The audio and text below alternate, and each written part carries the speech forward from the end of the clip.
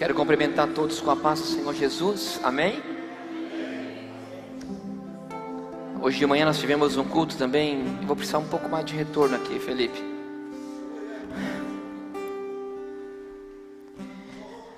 Pela manhã nós tivemos um culto também maravilhoso aqui. Um culto de muita adoração. Foi muito lindo. E a presença dele continua aqui nesse lugar. A palavra dele diz que aonde há 2 ou 3 reunidos no seu nome, ele está no meio dele. A presença dele é real aqui nesse lugar.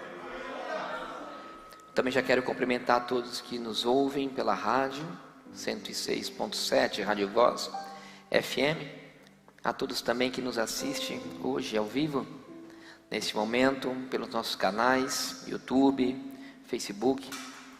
Eu desejo que a presença do nosso Senhor, ela esteja aí na sua casa, no seu carro, onde você estiver, da mesma maneira e manifestada como ela se encontra aqui. Eu desejo isso para a sua casa. Gostaria da atenção dos irmãos.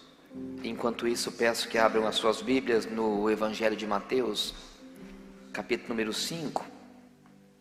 Eu peguei emprestada a Bíblia da pastora, porque ela tem essa versão aqui, nova tradução da linguagem de hoje, simplesmente pelo fato da maneira em que o autor e a tradução escreve a grande iniciação do Sermão do Monte, descrito pelo Evangelho de Mateus, capítulo 5, verso 1. Serão uma série de 5 mensagens. Nós já tivemos hoje aqui pela manhã, intitulado 5 segredos para o sucesso. Na verdade, fica muito supérfluo, na verdade, mas decidimos fazer isso para que possamos chamar a atenção de pessoas que não são crentes, não conhecem a palavra, porque hoje o que as pessoas mais querem é serem bem-sucedidas e terem sucesso. Então nós decidimos por esse título.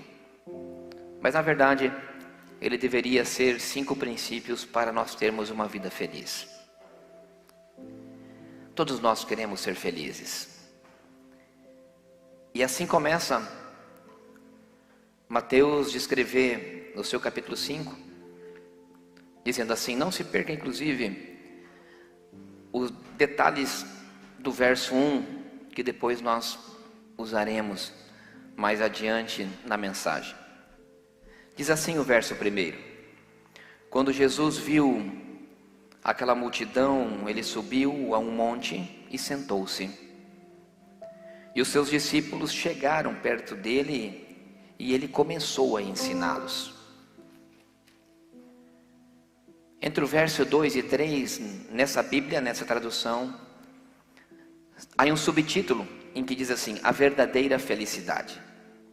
E no verso 3, o autor escreve assim: felizes as pessoas que sabem que são espiritualmente pobres, pois o reino dos céus é delas.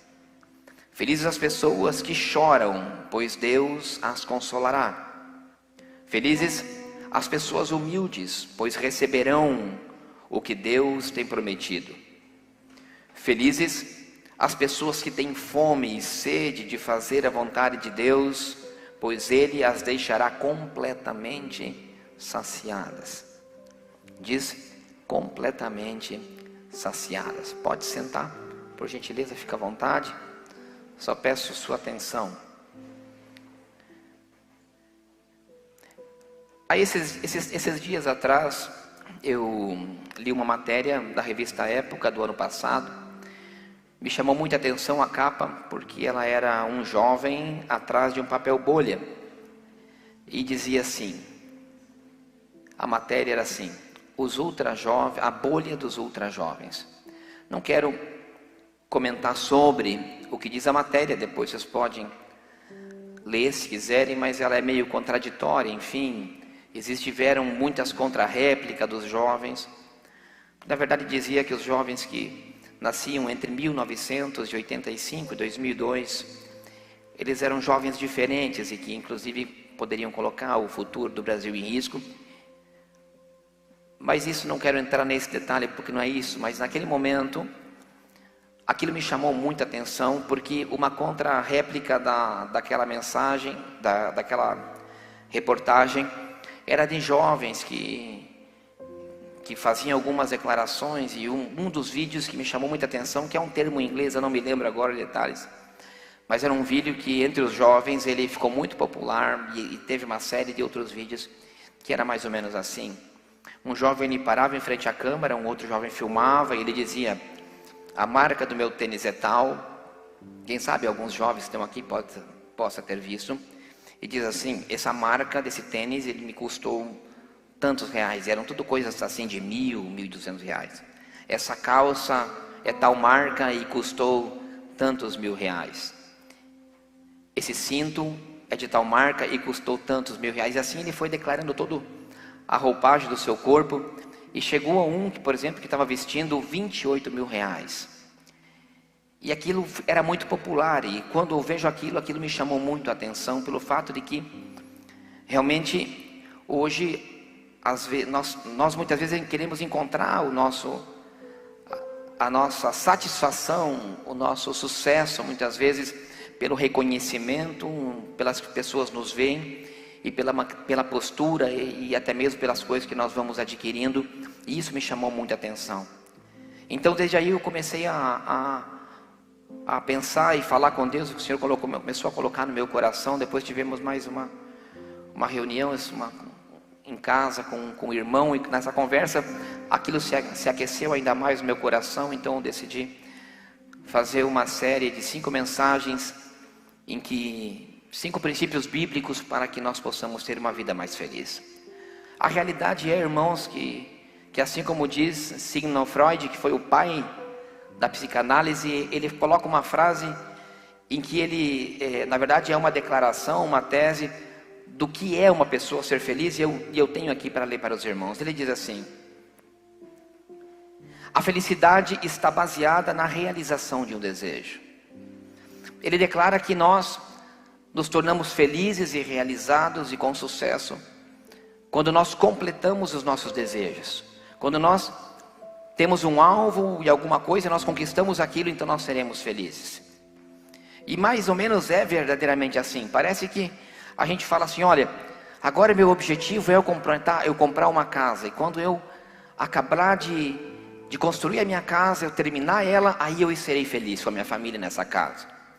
Só que às vezes nós demoramos muito para construir uma casa, e quando nós completamos esse desejo, nós olhamos para aquela casa, e aquela casa, ela parece que já mudou de moda, porque a arquitetura mudou, e você fala: não, essa casa ela já não é como eu pensava.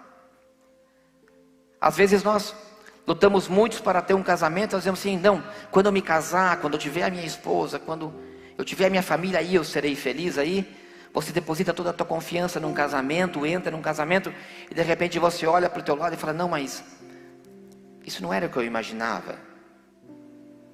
Às vezes você deposita tanta confiança num trabalho, você luta para se formar, para você falar assim: não, eu vou me formar, vou ser um advogado, e eu vou começar a advogar, e quando eu começar a advogar eu vou ganhar dinheiro, e aí eu serei feliz. Aí você trabalha, você estuda, você se forma, e você começa a trabalhar, e você diz assim: não era isso que eu imaginava.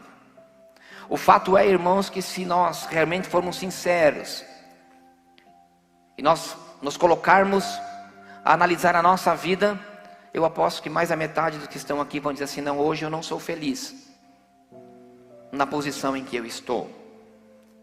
E analisando o que Jesus escreve é fantástico, porque ele diz assim que felizes são os que são pobres. Ele diz: felizes os que choram, felizes os que têm fome. Parece que a mensagem que Jesus coloca é totalmente contraditória ao mundo em que nós hoje vivemos. E o muito interessante é que quando Mateus, que era um cobrador de impostos, um homem culto de uma certa forma, quando ele usa a palavra feliz para escrever aqui, ou bem-aventurado, como está na maioria das outras traduções, e que é a mesma coisa, essa palavra no grego ela tem um significado que chama makariori. E essa palavra era uma referência à ilha de Chipre, uma ilha do mar Mediterrâneo, em que as águas são azuis, em que um clima é um clima extremamente bom para uma pessoa viver, aonde existe um solo e uma terra muito fértil, e aonde há uma abundância muito grande de vegetação. Então o que Mateus quer dizer, ele quer dizer mais ou menos assim: olha, quem mora em Chipre, quem mora na ilha de Chipre, ele é Maquiore, ou seja, ele é um felizardo. A referência que ele começa a trazer é para alguém que tem que ter uma vida totalmente em sua plenitude. Quem é que não quer viver em um lugar agradável? Quem de nós não sonha? Porque quando ele faz essa referência à ilha, ele está querendo dizer de um ambiente bom para molhar, um ambiente muito bom para viver, um ambiente muito bom, uma terra fértil, onde eu vou plantar e eu irei colher, aonde haverá abundância ao meu redor. Na verdade, o que Mateus está dizendo, através Deus usando a vida dele, dizendo: olha, o que eu tenho para vocês é algo numa plenitude. Nós devemos viver uma vida plena. E há um escritor americano, que ele se chama George Carlin, ele escreve assim, ouça: no momento preciso em que eu descobri o sentido da vida, ela mudou. E ele diz assim: nós tornamos consumidores, famintos, dominados pela ansiedade. Mas nós podemos superar todas as nossas dificuldades quando nós soubermos discernir e verdadeiramente conhecer o significado da vida. Quando ele escreve o primeiro trecho, é uma total realidade. A palavra, o que ele está dizendo é que quando ele descobriu o sentido da vida, parece que ela mudou. O fato é que o mundo está em constante transformação,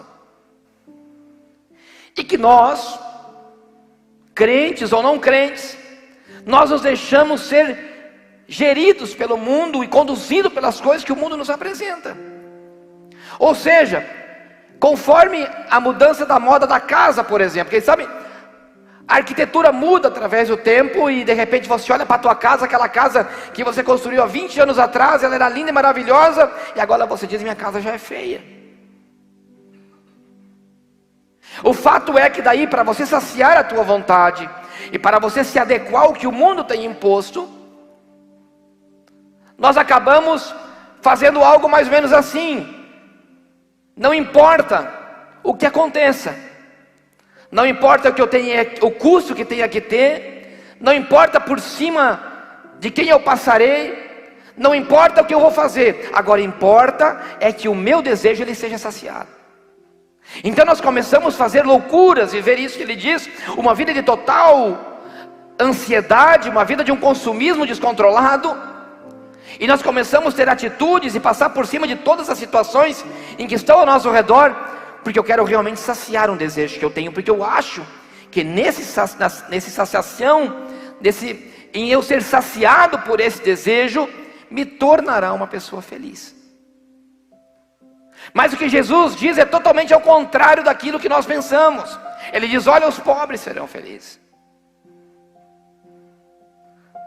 Ele diz: aqueles que choram. É totalmente ao contrário da visão que eu e você tem. O fato é que tudo muda na ótica e na visão que você tem da vida. Vamos pegar um exemplo que eu estava indo para casa anteontem, quando estava chovendo, e nós passamos por um período de seca muito grande. Todos sabem, precisamos de racionamento de água. Muitas cidades do Brasil afora, principalmente na região sul, fazendo racionamento. E durante 3 meses praticamente choveu 2 vezes, e a falta de água era muito grande.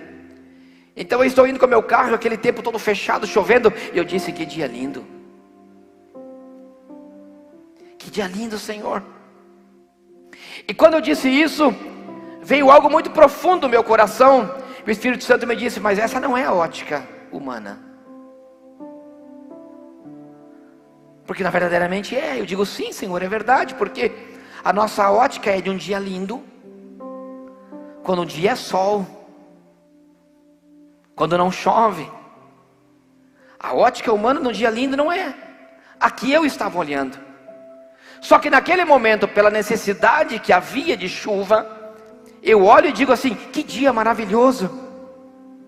Porque o que Deus estava derramando sobre a terra era algo que eu não conseguia comprar. Nem o maior fazendeiro do Brasil, do Paraguai, pode comprar chuva. Ou seja, a minha ótica desse mundo de dia bonito é um dia sol, ensolarado. Só que nesse momento, o dia lindo era o que era chuvoso, o que parece uma tempestade. Mas foi a necessidade do homem e a provisão de Deus com a água da chuva que fez com que todos nós olhássemos para a chuva e diga: que chuva abençoada. Acontece que tudo muda pela ótica em que você vê a tua vida. A felicidade, ela está da maneira em que nós vemos as provisões de Deus. E Jorge Carlin, ele diz: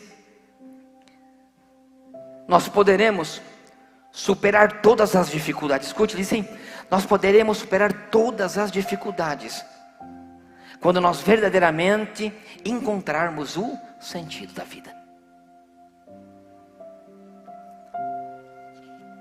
A palavra do Senhor em que nós lemos, no capítulo 5, no verso 1, por isso que eu disse que você tenha muita atenção, ela é tremenda, porque ela começa assim: quando Jesus viu a multidão, ele subiu ao monte e sentou-se. Da cultura do Oriente Médio, esse sentar tinha um significado muito importante.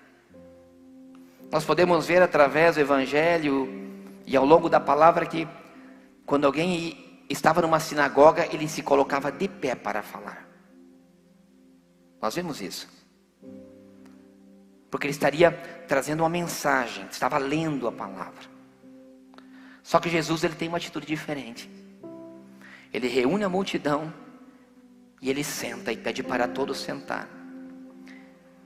Quando um judeu sentava para falar com alguém, ele estava dizendo assim: agora nós teremos que conversar com calma. Aqui nós demandaremos tempo. O sentar significava aproximação, estar perto, com calma, falar olhando no olho. O monte significa a presença de Deus, sempre significou a presença de Deus. Agora o que Jesus está querendo dizer é: olha, subiremos ao monte para a presença de Deus, e o que eu falarei para vocês é algo que nós temos que ter tempo e estarmos com calma. E aí ele começa a falar de uma felicidade. O fato é que hoje o tempo tem sido o inimigo número 1 das coisas que nós temos que realizar. Faz quanto tempo, e o que Jesus quer dizer, que coisa tremenda, diz que ele diz assim: sobem comigo para o monte e sentem-se para ouvir a minha voz falar.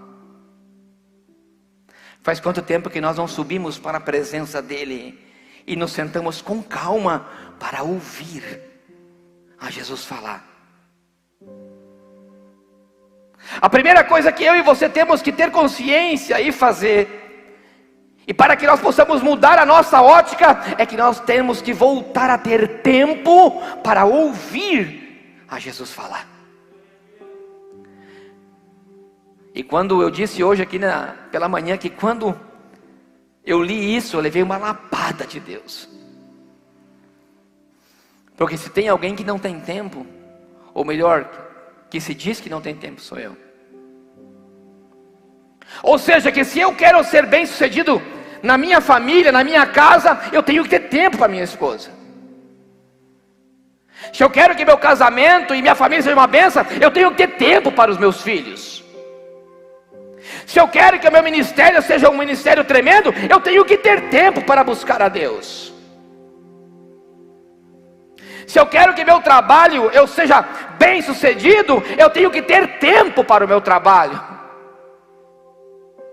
Agora o fato é que nós viemos para o culto já buscando o horário de ir embora. E o nosso inimigo número 1 hoje é o tempo. E Jesus nos ensina que para que nós sejamos felizes, nós temos que sentar. E como é que tem sido? Como é que tem sido a sua vida? Ele subiu para a presença e disse: sentem-se, porque agora eu quero falar com vocês.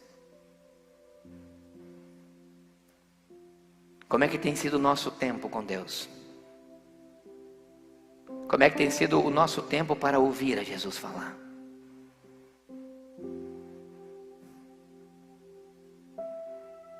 E quando eu começava a montar essa mensagem, eu li o Evangelho de João, e o tremendo que no Evangelho de João, ele usa o amor ágape 35 vezes no Evangelho e 28 somente na primeira carta. E quando eu comecei a montar essa série de 5 mensagens, o Senhor me dizia: o primeiro princípio é o amor. Então eu fui ler o que isso quer dizer. E no vocábulo grego, a palavra ágape, que é o amor de Deus, é algo muito interessante, porque se você olha a cultura grega do Novo Testamento, ao como ele era escrito, os deuses, eles eram adorados pelos homens. Nós vemos que se alguém queria ter um relacionamento, falando da cultura grega, tá? Não judaica ou nem dos cristãos da época, é porque eu só digo isso pela maneira em que ele escreve, para que vocês possam entender. O grego tinha muitos deuses, não é verdade? Existiam muitos. Por exemplo, se alguém queria ser feliz no casamento, ele ia buscar a deusa Afrodite, porque era a deusa do amor. Então eles iam e adoravam a deusa Afrodite, e ela supostamente lhe daria o amor. A palavra ágape, ela tem um significado do grego, que é amor. E no vocábulo em que João escreve significa: o amor ágape, ele é compassivo, ele é misericordioso, sobretudo do Senhor para o homem. E o substantivo é benevolência. E ele está totalmente ligado através de um pacto. Ou seja, no amor ágape para o grego, ele é de baixo para cima, ou seja, eu adoro ao Deus. E na ótica em que escreve João é ao contrário, ele está dizendo assim: olha, o amor ele vem de cima para baixo, não de baixo para cima. Ou seja, o amor de Deus para a minha vida e para a sua vida, ele é um amor que vem de misericórdia de cima para baixo. Por quê? Porque eu não sou merecedor do amor. E Afonso Roupeiro Barbosa, que é um teólogo espanhol, e ele tem vários livros, e um dos maiores dicionários bíblicos, foi ele que escreveu. Na página 102 ele coloca uma definição do amor ágape que eu quero ler para você. Ele diz assim: o amor de Deus se pode dizer que é a chave de ação no mundo, a qual tem o seu fundamento na criação e na redenção, e são as suas máximas expressões, e se resume na mais breve e fundamental expressão, porque Deus ele é amor. Na concepção bíblica, o amor ele é descendente, ele vai do superior para o inferior, algo similar ao regenerador, que se manifesta na afeição do desamado, incluindo o desprezível, que faz o ruim ser bom. O que o teólogo está querendo dizer é algo que o fundamento do amor ágape de Deus é algo que ele vem de uma forma misericordiosa e natural para mim e para a sua vida. E ele é a chave de ação do mundo físico em que eu e você vivemos e para o mundo espiritual. Por quê? Está na criação e está na redenção. Ou seja, se eu quero ter aquilo que Jorge Clarim escreve, que é, se eu quero ter uma cura, se eu quero encontrar o verdadeiro sentido da vida, o que eu tenho que fazer para a minha vida é eu incluir a Deus na equação. Ou seja, eu trago o amor que Ele me deu gratuitamente, por mais que eu não seja merecedor desse amor, porque o problema é assim, que muitas vezes nós nos colocamos numa condição em que a nossa vida está uma desgraça. Por exemplo, o casamento ele está indo para a breca, as finanças elas estão terríveis, nós estamos num total desespero e uma total infelicidade. E aí você diz assim: eu quero recuperar o meu casamento. Aí você diz: mas Deus não fará isso na minha vida, porque eu não sou merecedor, porque eu estou vivendo em prostituição.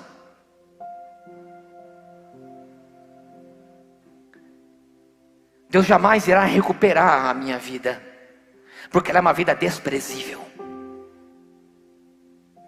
Às vezes você olha para as tuas finanças, para o teu trabalho, e você diz assim: não, Deus nunca irá transformar a minha vida financeira, porque eu não sou um dizimista fiel.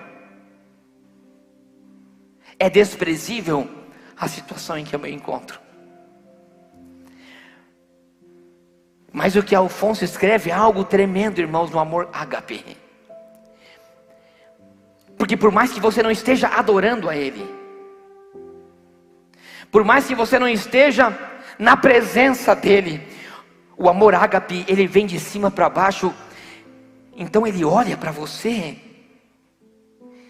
e ele diz assim: o casamento está destruído, ele está na pornografia,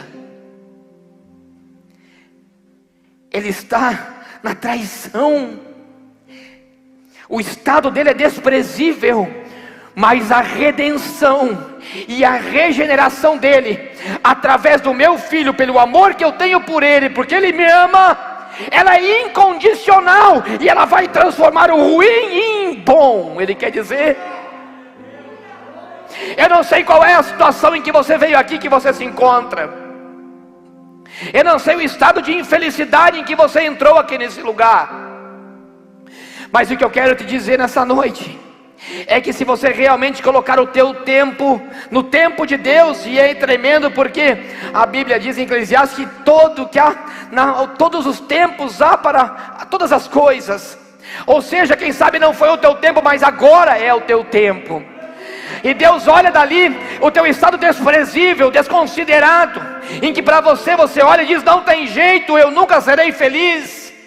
Ele diz: sim, é somente você colocar, é somente você me colocar na equação, é somente você colocar. Mas se você diz: não, ele não vai me aceitar, porque eu sou um prostituto, eu sou um pornográfico, aí Deus diz: não, eu te amo, e eu irei transformar a tua vida, quando você subir para a presença do monte, e com tempo para me ouvir. Então Jesus diz assim: venha ao monte comigo e sente-se, porque eu quero falar com você. Então o tempo ele é fundamental para que você receba a presença dele através do amor, que ele é incondicional. Ele te ama, você tem que entender isso. O amor dele é incondicional. Não importa a situação em que você se encontra, ele continua te amando. Não importa o desprezível que você está, ele continua te amando. E ele irá transformar sim, através das promessas que existem através do seu filho, porque ele é a regeneração da criação. O amor ágape traz regeneração. Acontece que eu tenho que reencontrar o meu caminho.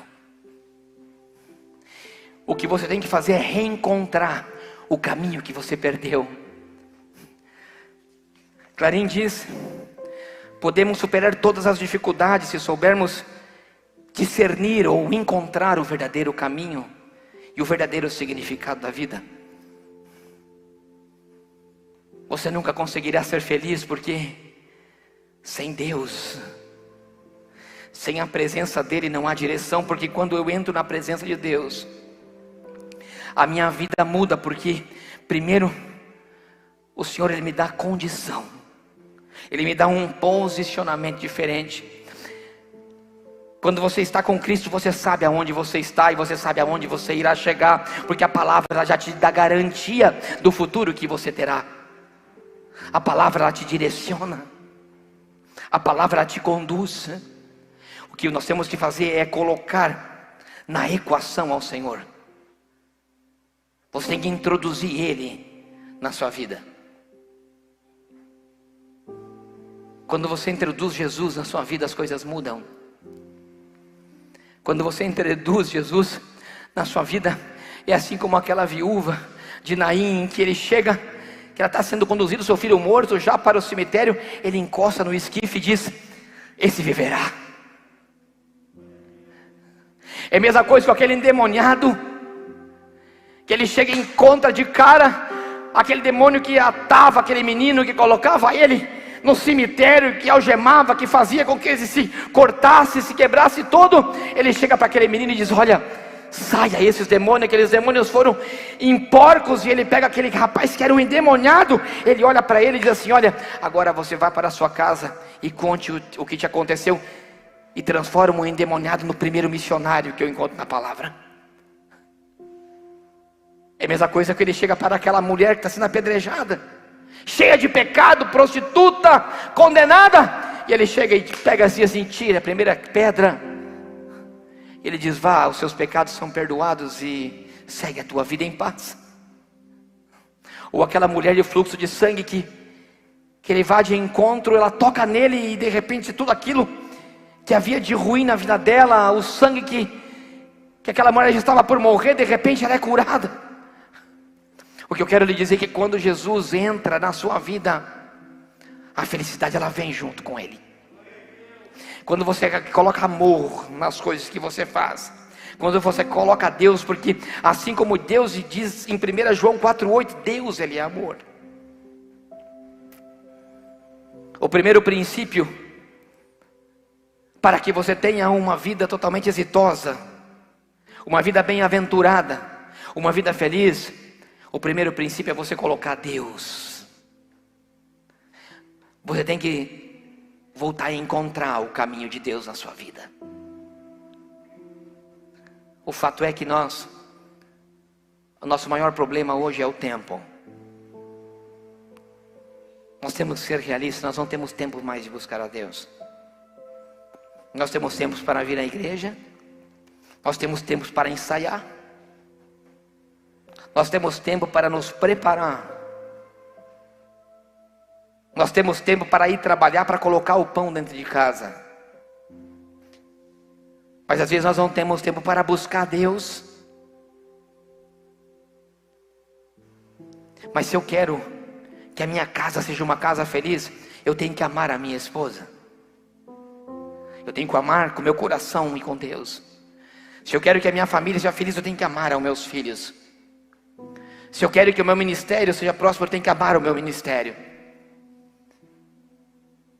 Mas acima de tudo, eu tenho que entender que eu tenho que sentar para ouvir a Ele.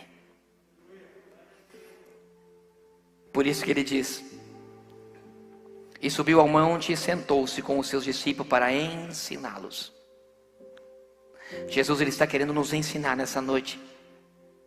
Jesus está dizendo que o amor dele irá transformar a sua vida, que a misericórdia dele é muito maior. O estado desprezível é superado pelo amor. A maldição ela é superada pelo amor. As feridas da alma ela é superada pelo amor. A tristeza é superada pelo amor. A enfermidade é superada pelo amor. Todo problema espiritual ele é superado pelo amor. As finanças é superada pelo amor. Agora o que sim nós temos que entender, que só se nós não introduzirmos o amor que é Deus na nossa vida, nós não teremos e não encontraremos o nosso caminho. Amém? Fica de pé que eu quero orar com você.